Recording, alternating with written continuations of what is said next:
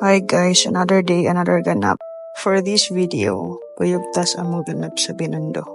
This place is known sa ilang food, so mangita tagkaon. Narita sa fried siopaw. Nakatilaw na nila before, kato ng Bruno Mars, may mamong gibalikan. Next kanil ang butchi, init pa siya, grabe kalami ba, lahi ra yun sa butchi, mga tilawan. Sulit kayo. Next, tuway mi silang masing askang gusto ka. Ne. Lami ba? Dagan kisod ba? Okay. Next, sa atbag na ay siomay, masad among gisuwayan. Isa man. Kami na.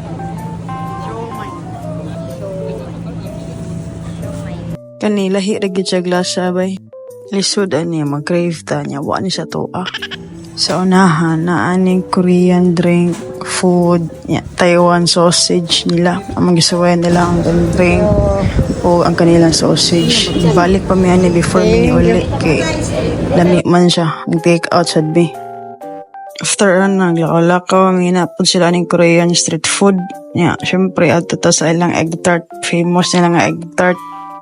Aray mong binundo ay na ninyo skip.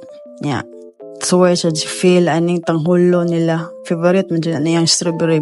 Then after, kay giuhaw na sad mi. Suway sad mi nilang sugar cane nga juice. Dili kahilig natural. O mga tea. Kita na ni mas naong ni feel kung ano sa ilasa sa drink.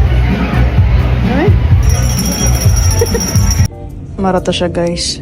Tips lang if madto mong binundo.